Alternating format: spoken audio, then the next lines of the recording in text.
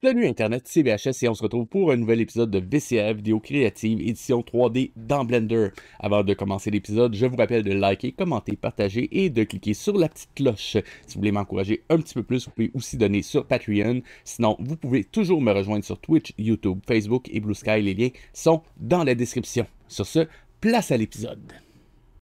Avant de commencer l'épisode, deux bonnes nouvelles. Première bonne nouvelle, j'ai enfin eu mon affiliation Twitch. Yeah! Maintenant, il faut juste que je trouve comment échapper à un sorcier en colère. Deuxième bonne nouvelle, mon livre est enfin disponible. Si jamais vous voulez l'acheter ou en lire un extrait, vous trouverez en description le lien vers le site de mon éditeur. Pour mes viewers français, si vous voulez l'acheter, il est également disponible sur Amazon.fr. Vous trouverez également un lien en description.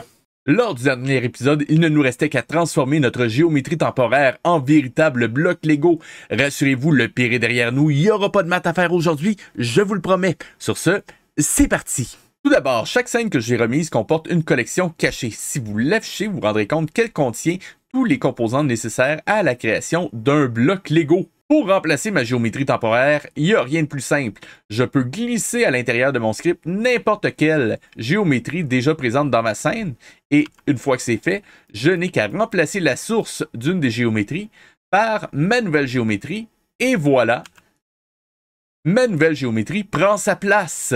Je n'ai qu'à répéter l'opération pour chaque constituant de mon bloc Lego et rapidement, je me retrouverai avec un bloc complet. Cependant, on se rend rapidement compte qu'il y a un petit problème parce que on a de l'espace entre chacun de nos composants. C'est normal. Vous vous rappelez du cell size? C'est exactement à ça que ça sert. Juste ici. On va aller voir la taille de chacun de nos constituants. Je clique ici, on voit que 0.78 en taille, c'est pas 1 ça. Et si je reviens dans mon cell size, j'avais 1. Je donne la bonne valeur. Je laisse faire. Voilà. Et je me retrouve avec mon bloc qui est complété. Cependant, vous vous rendrez compte que ma géométrie est encore disjointe. Il nous reste donc une dernière étape. On va commencer par réaliser nos instances avec un Realize Instances. Parce que des instances, c'est pas de la vraie géométrie, c'est juste des copies. Ensuite, on va se faire un petit Smooth by Angle. Ça paraît pas ici, mais ça va donner un shading un peu plus smooth à notre bloc Lego. Et on va terminer avec un Merge by Distance pour s'assurer que les vertex qui sont au même endroit sont tous fusionnés et qu'on se retrouve avec une seule géométrie continue. Maintenant, on va pousser ça encore un tout petit peu plus loin. On va commencer par connecter notre Group Output comme ça. On bypass systématiquement le viewer et on va continuer à voir notre bloc Lego même si on ne l'a pas sélectionné. C'est quand même un bon début, vous trouvez pas?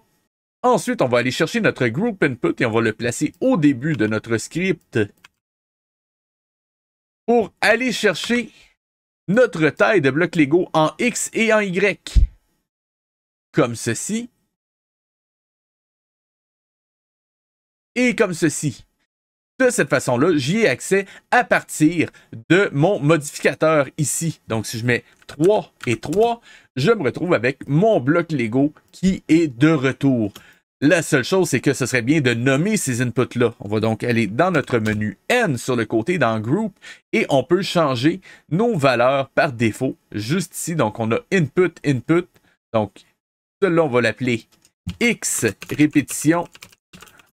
Et celui-ci, on va l'appeler Y répétition. Et on va aussi lui donner une valeur minimale de 3. Pour l'infini, je vous le déconseille, on va lui donner quand même une taille maximale de 500. Juste au cas où.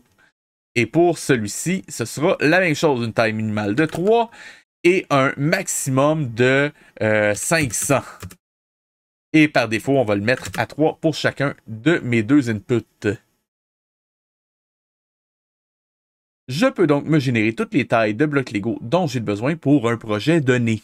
Bon, je le sais, des blocs Lego, c'est relativement simple. Cependant, avec les mêmes techniques et le même script que je vous ai donné, vous pouvez vous générer immeubles, maisons, bateaux.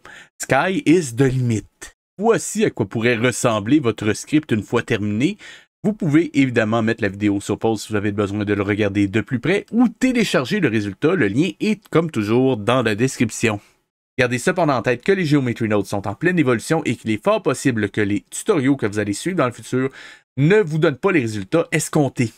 Cependant, avec les notions que je vous ai données, comme j'ai utilisé principalement des mathématiques, ça devrait rester relativement inchangé.